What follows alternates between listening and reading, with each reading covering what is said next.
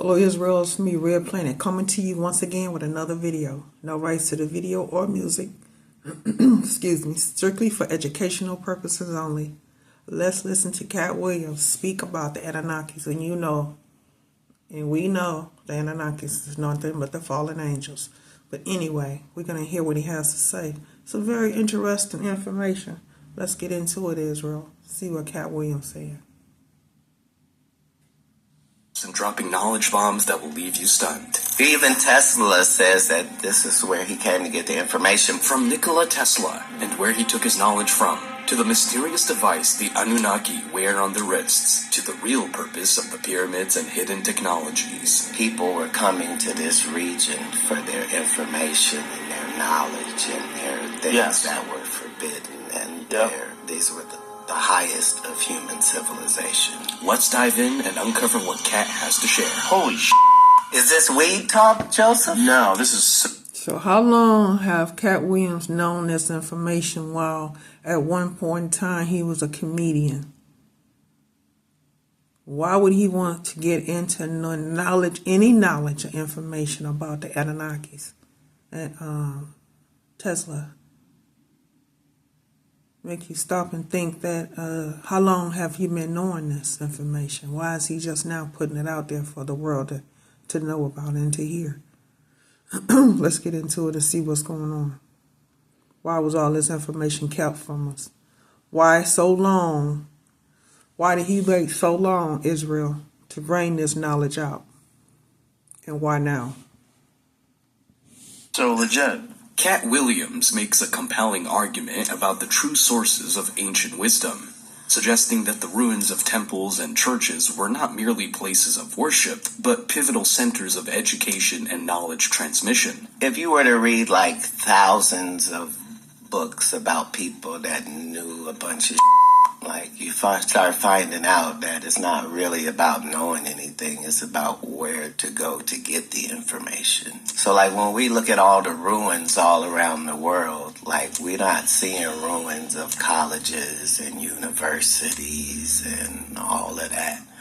We're seeing temples and synagogues and churches. Historical research supports this view, as many ancient temples around the world, such as the Library of Ashurbanipal in Mesopotamia or the House of Life in ancient Egypt, were indeed centers of learning, storing vast collections of texts and serving as educational hubs where knowledge on various subjects, including agriculture and astronomy, was imparted.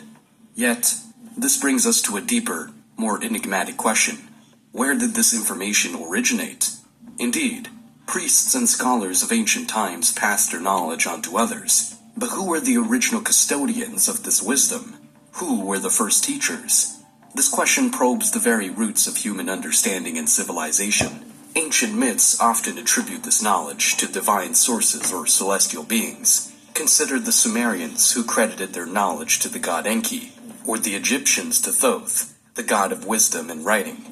These figures are portrayed not merely as deities, but as pioneers of knowledge, who handed down essential information that formed the basis of these advanced societies. Such narratives, while steeped in mythology, may symbolize early humans' attempts to explain the acquisition of complex ideas and But you have to keep in mind, these Anunnakis, nothing but fallen angels, knew a lot.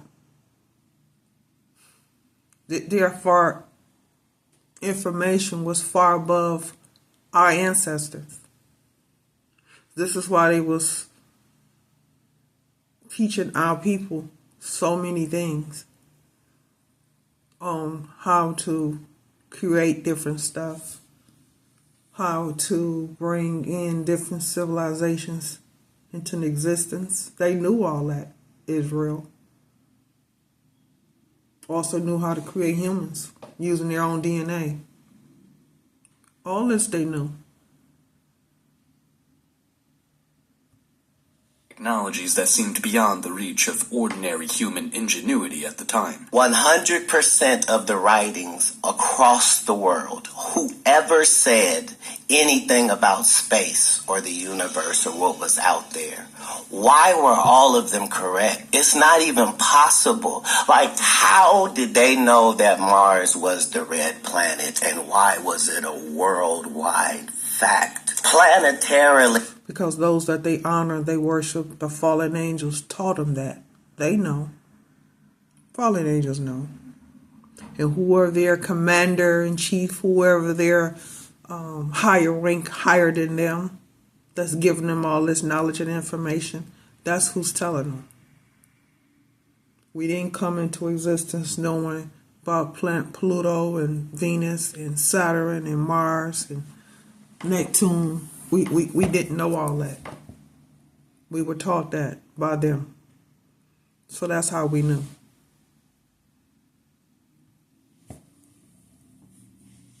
That Saturn had rings, based upon what information?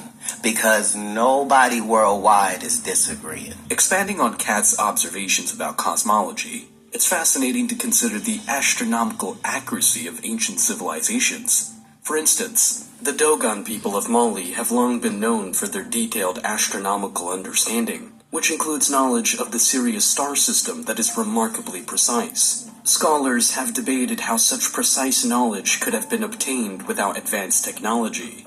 This aligns with Kat's suggestion that such detailed cosmic knowledge might have been imparted by advanced beings or through means not yet fully understood by modern science. Moreover, Kat points out the global consistency in ancient knowledge about planets like Mars and Saturn.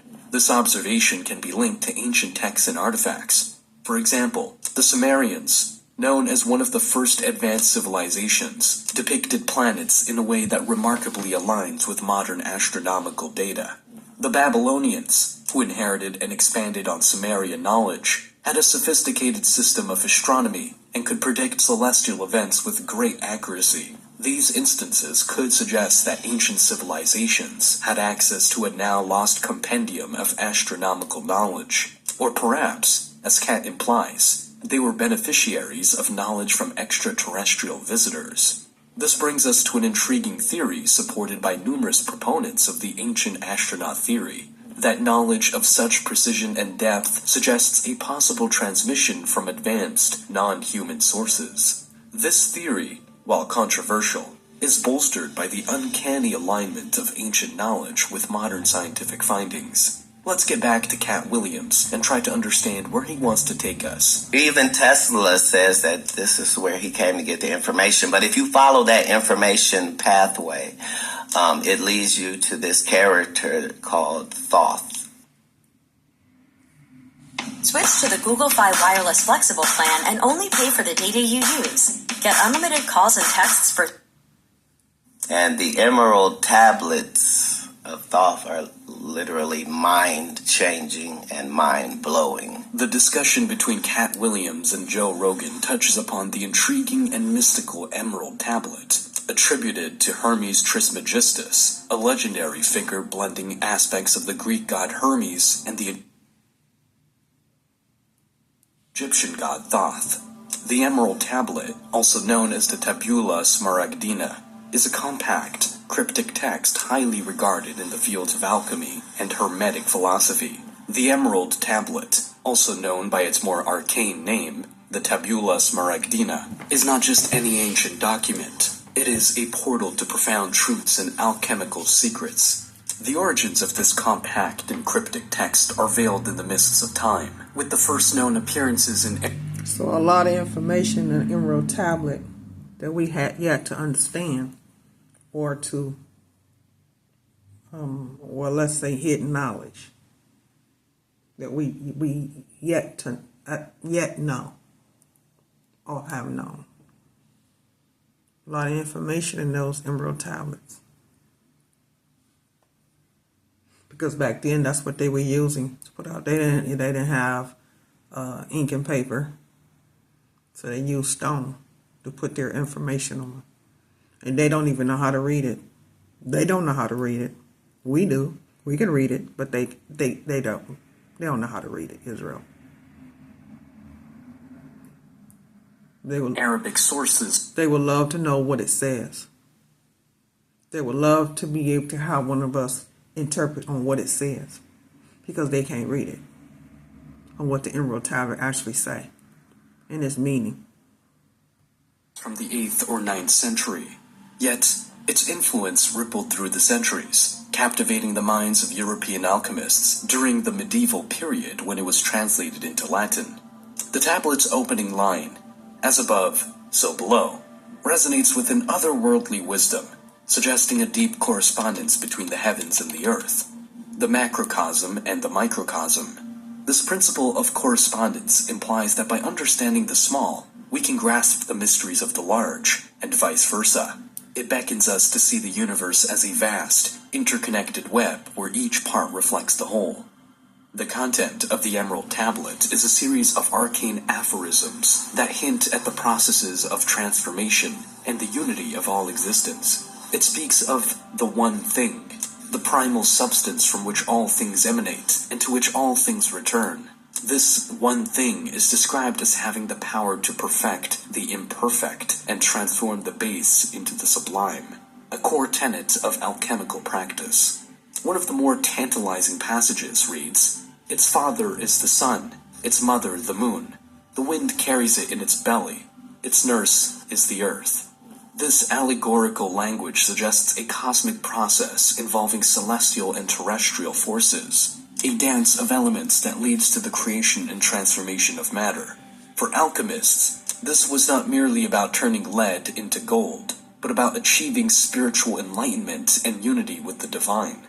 Cat Williams mentions the fascination that even Nikola Tesla, the visionary inventor, had with such esoteric texts. The idea that Tesla might have drawn inspiration from these hidden sources only adds to the tablet's allure. It hints at a wellspring of advanced knowledge, couched in metaphor and symbol, accessible only to those who can decode its secrets. The Emerald Tablet is part of a larger body of work known as the Hermetica. These texts are divided into two main groups: the technical Hermetica, encompassing writings on astrology, alchemy, and magic, and the religio-philosophical Hermetica, which delves into mystical and philosophical discourses. Together, they form the foundation of Hermeticism, a tradition that has influenced countless esoteric and mystical schools of thought. This is a switch bike. This is a switch bike. No, this. The tablet's mysterious power lies in its ability to inspire endless interpretation and speculation.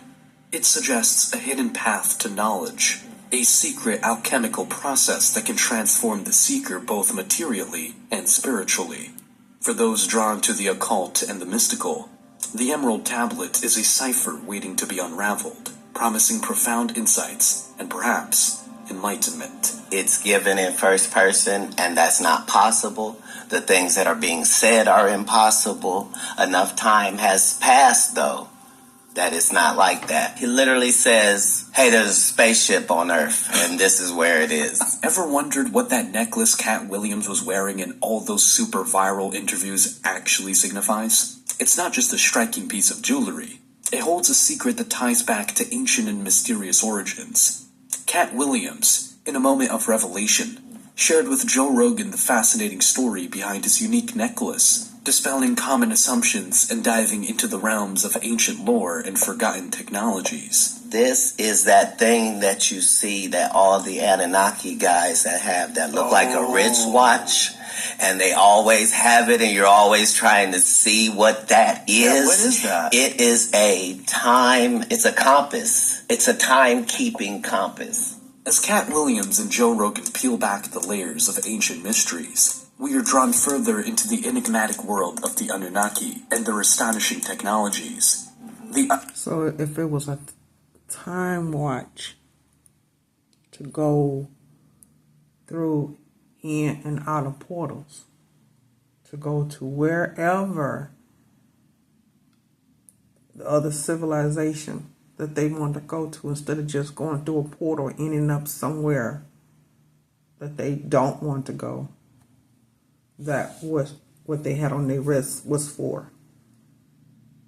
So they can time travel through a portal to wherever they wanted to go. The Anunnakis, the fallen angels.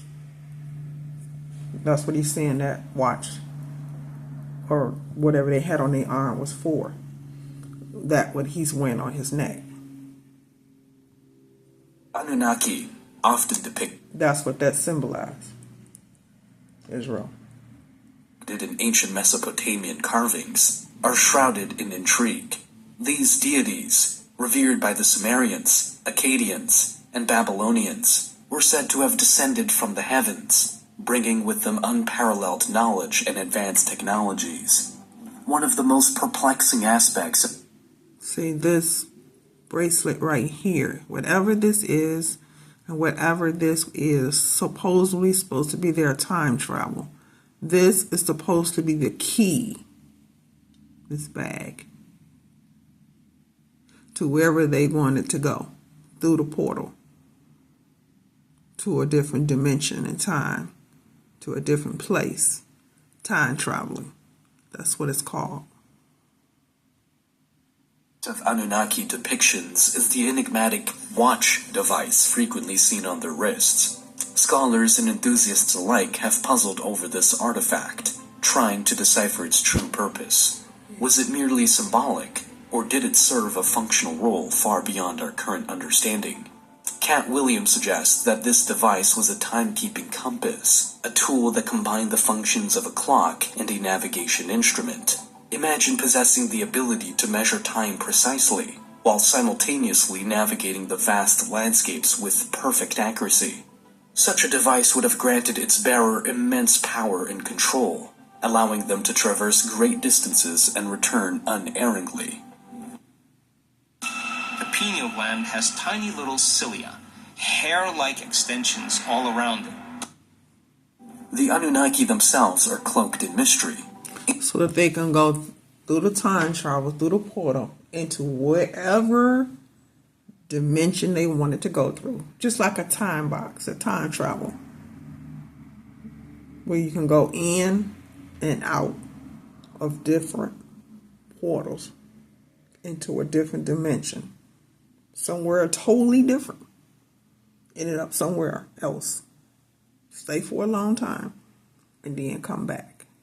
As long as he had that on his wrist and had the key, which was that bag, to go there and back, he was able to do it. I guess any of the Anunnakis or fallen angels, because that's all they are. Let's continue.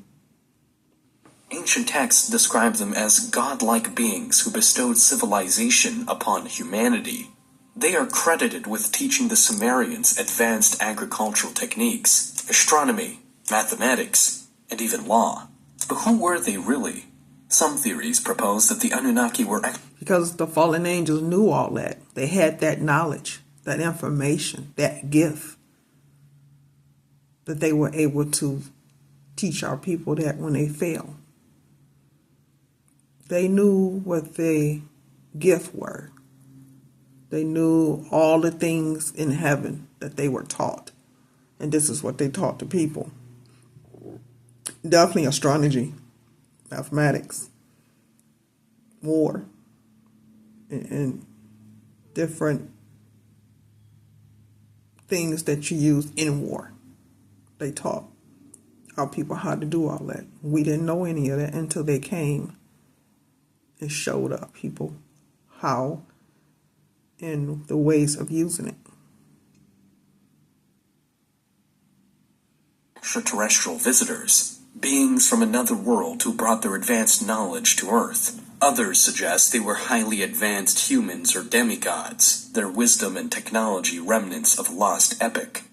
Numerous ancient artifacts support the existence of the Anunnaki and their technologies. Clay tablets, cylinder seals, and carvings depict these beings with remarkable consistency. The watch device is one of the most intriguing elements, appearing in various forms and contexts. Could this device have been a gift from the gods, a tool that enabled its users to manipulate time and space? Consider the ancient Sumerian king list, a chronicle that lists kings who reigned for impossibly long periods, spanning thousands of years. So this was their bracelet or emerald to predict time in that dimension that they were in the dimension that they were going to let them know how long they were able to stay there, what that time was when they were in that dimension, in that place on where they were going, in, let's say, Egypt, where they were. They can detect using that bracelet. That's how they were able to tell time. That's how they knew that what time it was when they were there, where they were. When they went through the portal, ended up in a different dimension, a different time, a different place. They was able to tell the time there too. I guess to determine how long that they had to stay there, and when they were was able to come back or had to come back. Some interpret this as evidence of the Anunnakis' influence, suggesting that these kings were, in fact, Anunnaki rulers who possessed longevity through advanced technology or knowledge. Cat Williams's necklace serves as a modern homage to these ancient devices, symbolizing a bridge between the past and present. It hints at the possibility that humanity's understanding of time and space is still evolving, and that ancient civilizations may have possessed knowledge that we are only beginning to rediscover. Theories about the Anunnaki and their technologies continue to captivate the imagination. And see, the present is where they were. The past is where they wanted to go. Or the future is where they wanted to go as well. So you got past, present, and future.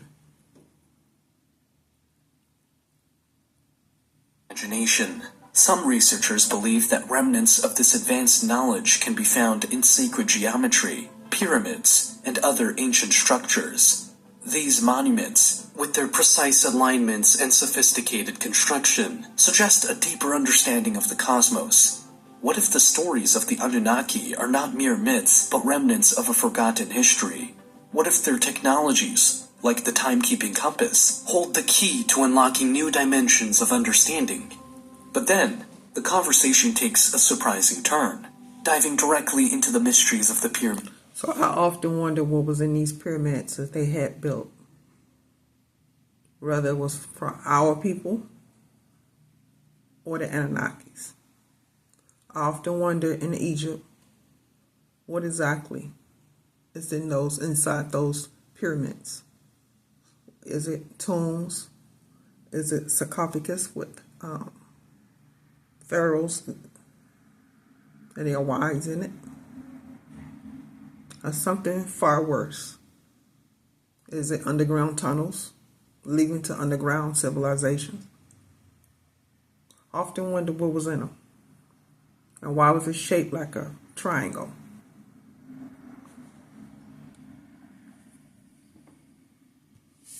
Pyramids of Egypt. Watch what Kat has to say next. It will make you wonder. No people built the pyramids. No people? No. Who built them? No people built the pyramids.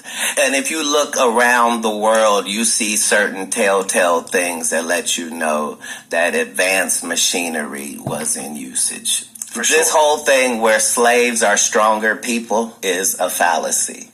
We like to believe that slaves are stronger. Slaves are weaker because they don't eat the right food and they live a terrible life. Cat Williams's claim that no ordinary people built the pyramids opens the door to a world of ancient wonders and advanced technologies. His assertion challenges the traditional narrative. So if people didn't build it, then who built it? Anunnakis? Fallen angels? Did they build it?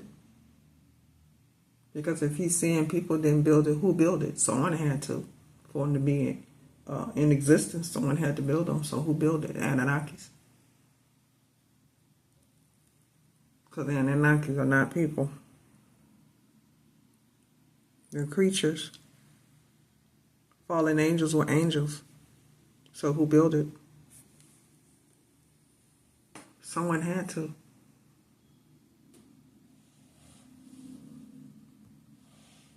Urging us to reconsider the capabilities and conditions of ancient builders. The idea that slaves, often believed to be the primary labor force behind these colossal structures, were actually weaker due to poor living conditions, adds another layer of complexity to this ancient mystery. Kat's statement about advanced machinery being used in ancient times is both provocative and thought-provoking. If we look around the world, Google Fi Wireless has flexible phone plans that keep your family safe and connected. There are plans for From the pyramids of Giza to the temples of Pumapunku in Bolivia, we see evidence of precision cutting and moving of massive stones that modern technology would struggle to replicate. The exacting measurements and alignments found in these structures suggest the use of sophisticated tools and knowledge. Consider the intricate stonework of Pumapunku, where massive blocks of stone are cut with such precision that they fit together seamlessly without mortar. Similarly, the Great Pyramid's construction, with its enormous blocks of limestone and granite, some weighing up to 80 tons, challenges our understanding of ancient engineering. How were these stones quarried, transported, and assembled with such accuracy? The answer might lie in the forgotten technologies and wisdom of ancient civilizations. The conversation takes an even more intriguing turn as Kat explains. We've been led to believe that this is how much they worshipped their dead bodies, but the evidence doesn't show any of that. Like when you see inside, when they have those intricate carvings and paintings and stuff in gold and stuff, you have to remember this is in a windowless room, folks. There's no candle soot. There's no this. It's clearly a power plant and built specifically for that location on this planet. This statement invites us to reconsider the purpose of the pyramids. Traditionally viewed as monumental tombs, the lack of soot on the wall. But what he's not saying is who built the pyramids. He have yet to say who actually built the pyramids and why was it any depiction upon the pyramids stating back then their ancient civilization. Still waiting to see and why and how was the pyramids built. If they was not built by man, then who done it? That's what I like to know. I'm sure you do too, Israel. Walls in windowless rooms indicates that the ancient Egyptians did not use conventional lighting methods such as torches or candles. This raises the question, how did they illuminate these intricate interiors?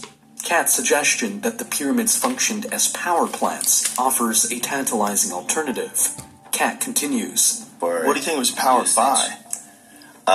The hot water springs underneath it. The concept of using hot water springs as an energy source for the pyramids hints at an advanced understanding of geothermal energy. This idea aligns with theories suggesting that the pyramids were built with a specific knowledge of Earth's natural energy grid, possibly utilized to generate power.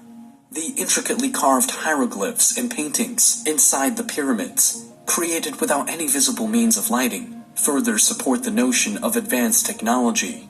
The precise and complex nature of these carvings implies that the ancient Egyptians had access to light sources far beyond our understanding.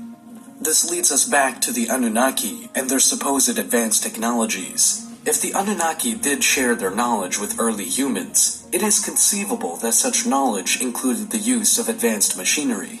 The watch device, a timekeeping compass, hints at a level of... You can rest assured that the fallen angels taught them how to use machinery. If they taught them how to fight and how to build weapons for war, then they taught them how to use and build machinery. It's probably who built the pyramid was the fallen angels.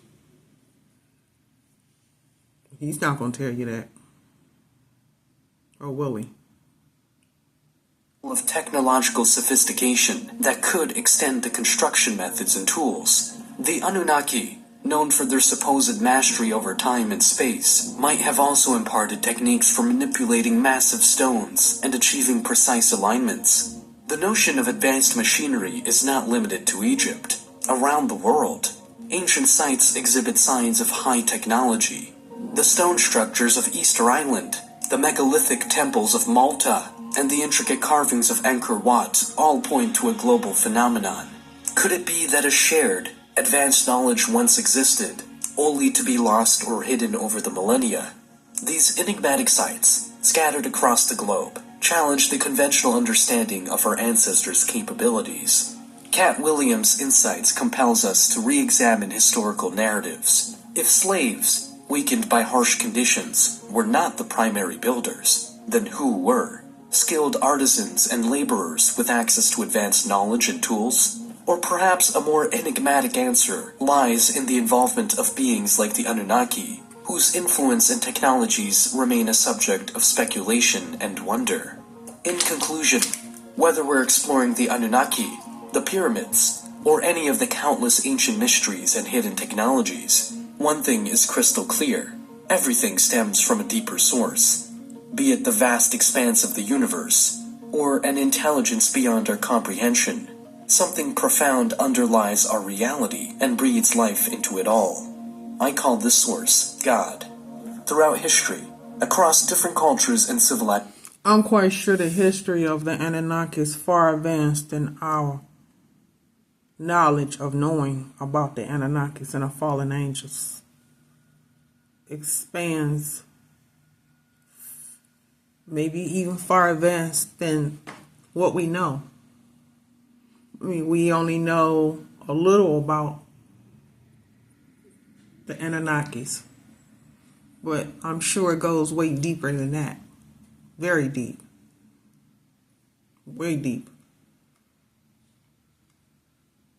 We're just on the tip of finding out all we need to know about the Anunnakis, but I'm quite sure it goes way deeper than that. Humanity has been in a relentless pursuit of something greater. This quest for understanding, inscribed in our very essence, unites us all. Ultimately, all these paths, no matter how diverse or ancient, lead us to the realization of God, the ultimate source of all knowledge and existence. The greatest trick is to make us believe that people back then were dumber and we're smarter. Right. And that whole thing is a fallacy. Yeah, that's And definitely not real. Much love, Israel.